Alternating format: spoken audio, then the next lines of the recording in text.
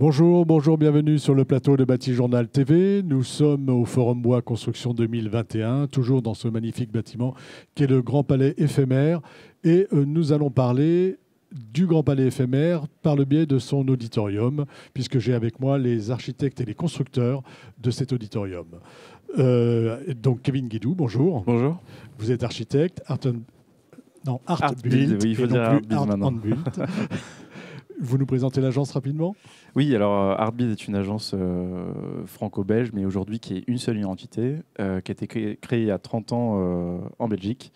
Et donc on a des bureaux à Bruxelles, à Paris et puis au Luxembourg.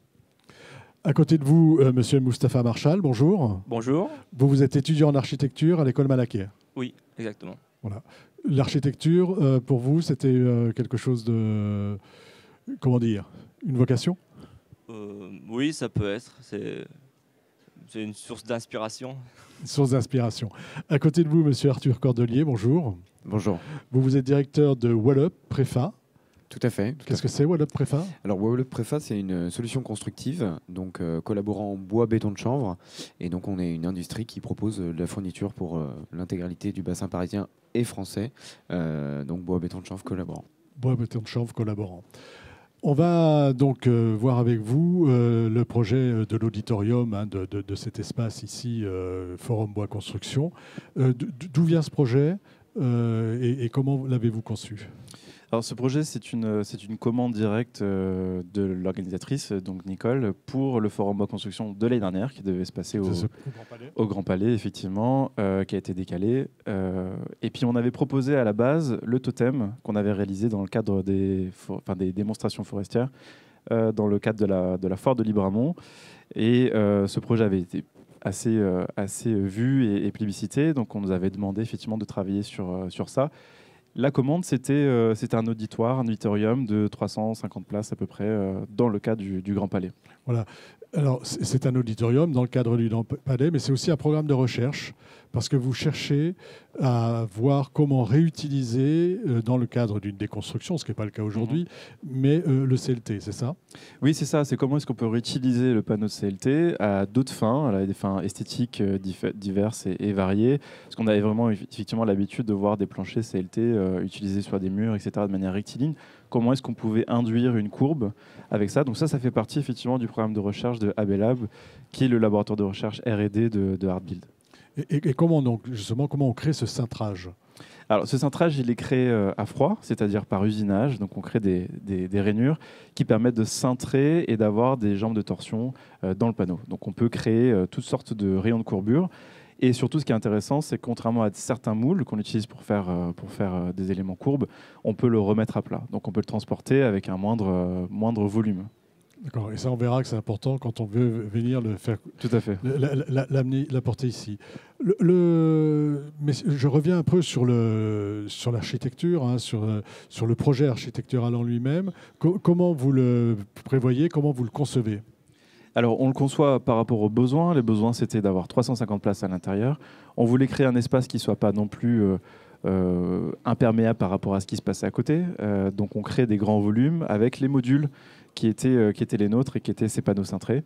On s'est tout de suite inspiré du rideau de bois. Donc, c'était un espace clos, mais pour autant légèrement transparent, qui permettait aussi d'avoir une certaine intimité. Et puis après, pour les connexions entre les panneaux, la grande inertie est donnée par ces panneaux vis-à-vis. Et puis les connexions sont inspirées, c'est du biomimétisme, sont inspirées des os d'oiseaux. C'est ça, les connexions entre les deux panneaux, parce qu'on a un panneau cintré vers... Alors moi, je le vois d'ici, oui. Cet auditorium, on a un premier panneau cintré, et de l'autre côté, dans la salle, on a un autre panneau cintré. C'est ça, on a un module intérieur et un module extérieur, ils sont en quinconce. Et donc, on n'a jamais, entre guillemets, de vue directe sur ce qui se passe à l'intérieur. On a toujours un panneau en recouvrement d'un autre. Alors, ce panneau, c'est aussi, comment dire, ce projet, c'est aussi un projet de formation, on va dire. Oui. C'est-à-dire que vous vous êtes adressé à des jeunes d'écoles d'architectes, d'écoles d'ingénieurs, pour qu'ils aillent construire cet auditorium dans des ateliers donc, de Wallup, dont on parlera tout à l'heure. Est-ce que vous pouvez nous en dire un peu plus sur ce projet ? Pourquoi ce projet de formation ? Pourquoi aller jusque-là ? Parce qu'on avait effectivement, on avait comme intérêt de pouvoir le le pré-monté, entre guillemets, le pré-assemblé. Donc on avait une étape un peu tampon qui était nécessaire. Et puis dans le bois, c'est vrai que la formation et la transmission, comme les compagnons du devoir, sont prégnantes. Et donc voilà, effectivement, on a fait appel à des étudiants, à des apprentis, pour nous aider sur cette mission de pré-assemblage. Voilà.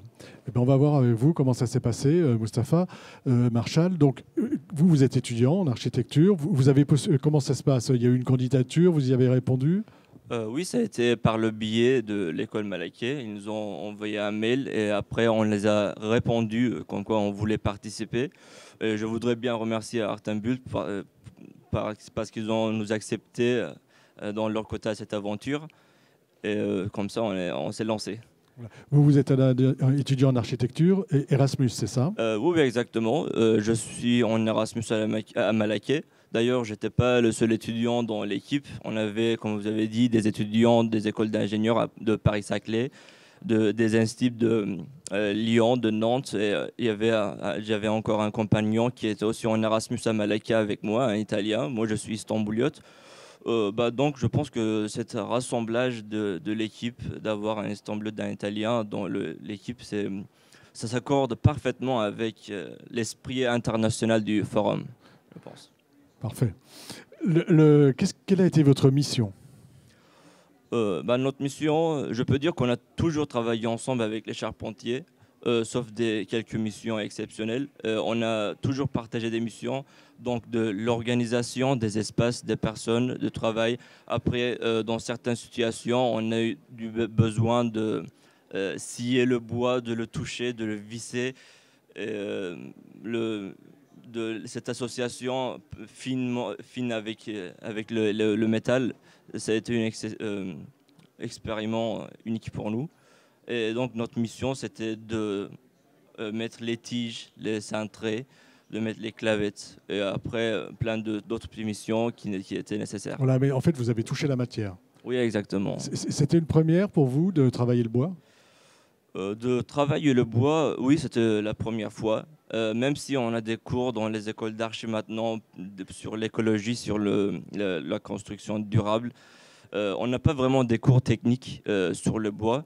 Et donc le toucher et de le travailler soi-même, c'est ça qui apprend. C'est important à un moment donné d'aller toucher la matière. Oui, parfaitement.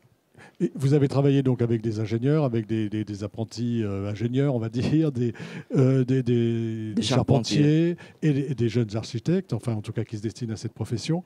Comment vous travaillez ensemble sur un projet comme celui-là? Chacun, l'architecte prend tout de suite sa casquette d'architecte, l'ingénieur sa casquette d'ingénieur, le compagnon charpentier celui de charpentier. Est-ce que vous vous répartissez déjà les rôles? C'est ça ma question. Au début, on a eu des dessins du projet, des planches. Tout le monde a un peu regardé ces dessins, on a compris un peu comment les assembler. Au début, c'était des essais avec les architectes. On a essayé de comment faciliter le processus. Après, à un moment donné, comme il y avait pas mal de répétitions, comme il y a 64 de planches, des fois, on s'arrangeait un peu inconsciemment. Moi, des fois, je mettais les tiges, après je faisais autre chose, je mettais les planches. C'était d'ailleurs le moment qui me hésitait du début jusqu'à la fin, parce que comme il y avait pas mal de répétitions aussi, il y avait des moments quand on s'ennuyait aussi. Et le moment qui m'a hésité du début jusqu'à la fin, c'était le moment quand on mettait les planches qui étaient tout droit sur les gabarits et qui prenaient la forme courbée, sans aucune intervention chimique. Ça, c'était vraiment très adorable. Voilà.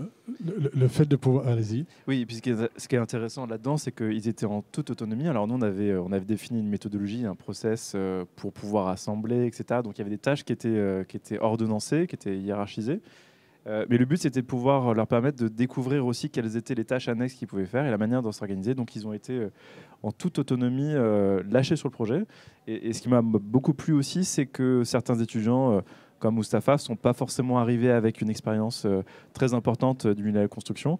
Et très rapidement, ils ont pris leur aise et on les a retrouvés à faire des tâches qui étaient peut-être un peu plus techniques, auxquelles ils ne seraient pas forcément habitués. Et naturellement. Et naturellement. Et puis c'était aussi intéressant de les voir travailler entre eux. C'est-à-dire que c'est comme un ballet, chacun a sa tâche. Et dès lors qu'il y a une tâche qui n'est pas forcément remplie, hop, il y a quelqu'un qui vient se substituer et qui remplit cette mission. Travail d'équipe important dans le bâtiment, on le sait, quel que soit, et sur toute la chaîne. Qu'est-ce que vous avez appris, vous, de cette expérience, à la fois donc, sur ce travail d'équipe, mais aussi sur le bois, sur la matière bois?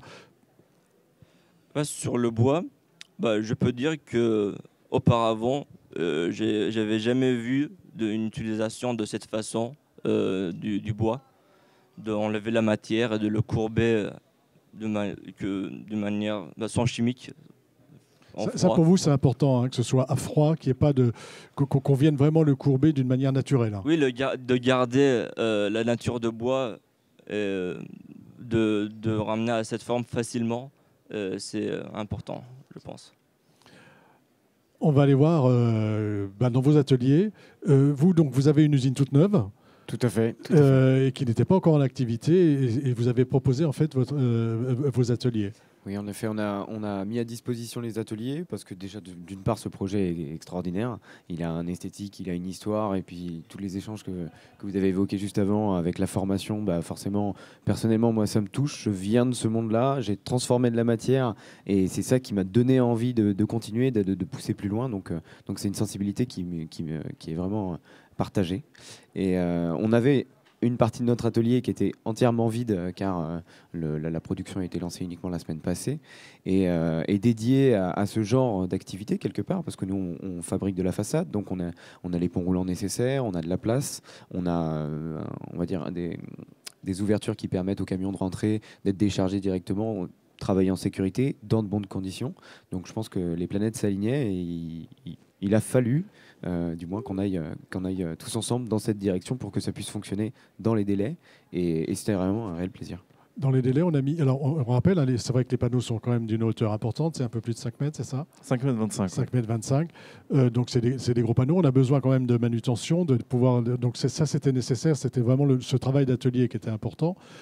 Qu'est-ce que vous avez appris, vous, charpentier? Alors, qu'est-ce que j'ai appris? J'ai déjà appris à connaître tous ces intervenants que je ne connaissais pas, Kevin que je ne connaissais pas. Vous étiez combien d'étudiants? Ça changeait un petit peu, mais normalement on était 7. 7. Et vous avez eu combien de temps? 7 jours, sans les week-ends. Oui, à peu près, ouais, c'est ça, on avait 7 jours de travail. Je reviens vers vous. Qu'avez-vous appris? Eh bien, j'avais jamais vu de cintrage à froid, donc je suis content de pouvoir déjà l'avoir vu. Le système constructif est hyper intéressant parce que le regard architectural, le fait qu'on parle structure, mais que ce soit quand même camouflé, et à la fois on peut le distinguer quand on va aux extrémités, voir toute l'ingénierie intérieure. Donc déjà, forcément, une rencontre aussi avec les intervenants, avec CBS Lifting, que je ne connaissais pas. Jean-Luc Sandoz, que j'ai croisé moult fois sur les forums, mais jamais eu l'occasion d'échanger, donc c'était très riche. Expérience très riche.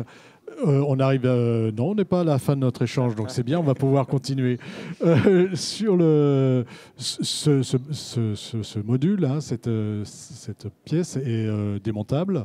On va pouvoir le réutiliser. Sur cet aspect-là, de pouvoir réutiliser les modules, est-ce que c'est une caractéristique de la construction bois? Vous cherchez vraiment à trouver un moyen de recycler ces panneaux. Est-ce que c'est vraiment important aujourd'hui de penser à ça? Oui, bien sûr, surtout qu'on est sur du CLT, donc c'est quand même une matière assez importante, et donc il faut pouvoir toujours garantir une démontabilité, un réemploi. Donc ça, c'est important, effectivement. Et les panneaux sont modulaires, donc on peut imaginer d'autres formes, et ça, c'est actuellement le cas. On peut imaginer d'autres formes que le rectangle, celui de l'Itorium. Et puis surtout, on a anticipé l'utilisation de ces panneaux à l'extérieur. Donc on a des pré-percements qui sont réalisés dans les plats en partie basse des panneaux. Donc on peut les ancrer, on peut imaginer un scellement, une fixation, on peut imaginer toutes sortes de choses pour des prises au vent ou pour une couverture, le cas échéant. Alors, je demandais ce qu'ils avaient appris. Vous, en tant qu'architecte, cette fois-ci formé et maintenant bien installé, oui. Qu'est-ce que vous avez appris? Alors, j'ai appris effectivement pas mal de choses. C'est qu'il y a toujours besoin d'une équipe, ça c'est très important. On a mobilisé beaucoup de personnes aussi, beaucoup de mécènes, beaucoup de partenaires qui se sont livrés à ce projet-là, qui ont cru en ce projet. Et donc voilà, je tiens aussi à remercier du coup, toutes les personnes qui ont travaillé sur ce projet-là. Moi, ce que j'en ai appris, c'est beaucoup plus de technicité aussi sur l'assemblage des panneaux, sur comment pousser cette technique, parce que j'étais aussi à l'origine, j'avais travaillé sur le Nautilus Sylvestre. Et donc, c'était une utilisation qui était différente des panneaux. Aujourd'hui, on peut facilement apprendre avec ce nouvel auditorium. Avec cet auditorium, est-ce qu'il y a d'autres projets en cours sur l'utilisation du CLT après une première utilisation? Alors, à ce jour, non. À ce jour, non. On reste, c'est tout nouveau, donc on est encore sur cette expérience-là. Mais effectivement, on peut imaginer d'autres choses. On monte crescendo, donc on est souvent à imaginer d'autres itérations. Donc je suis persuadé que ça reviendra. Vous êtes étudiant en architecture. On va parler du forum un petit peu, du forum bois. Ce que vous avez vu ici, vous, en visitant le forum, qu'est-ce que ça vous inspire pour votre pratique future, mais d'une manière générale, quoi, sur la construction bois? Qu'est-ce que vous avez appris ou qu'est-ce que vous en retenez? D'abord, je peux dire que même quand on travaillait à Aulnoy, dans l'usine Wallop, les choses qui me motivaient dans le travail, même avant la qualité architecturale, c'était le côté non commercial du forum. Alors, on était assez bien motivés.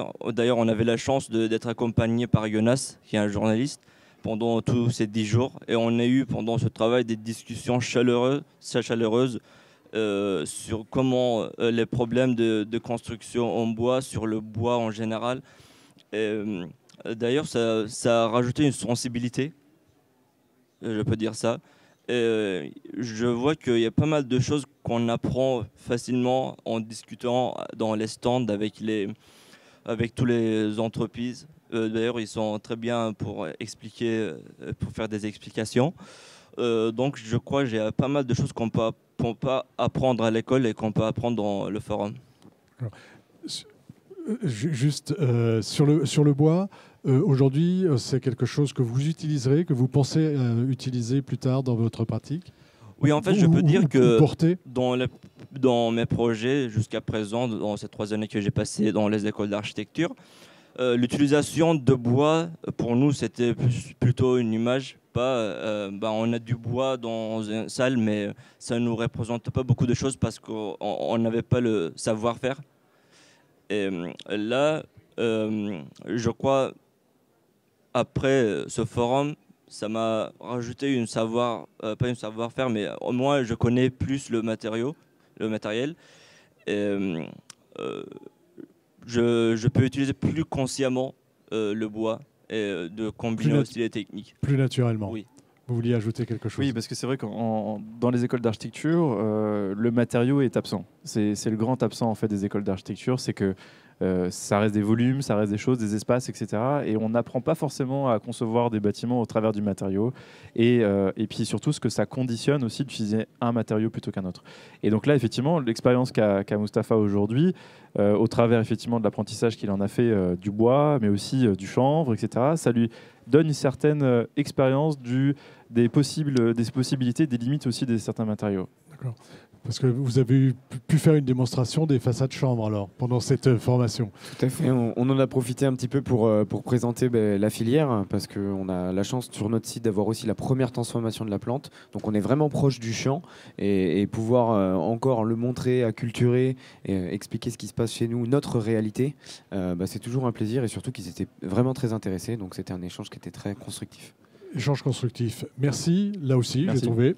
Merci à vous d'être venu sur le plateau de Bâti Journal, donc nous parler de l'auditorium qui est en face de moi là, au forum et de la manière dont vous l'avez conçu, parce qu'on a bien compris que c'était un peu plus qu'un projet d'architecture, c'est un projet de recherche, c'est un projet de formation, et puis bonne chance à votre belle usine, Construction Chanvre.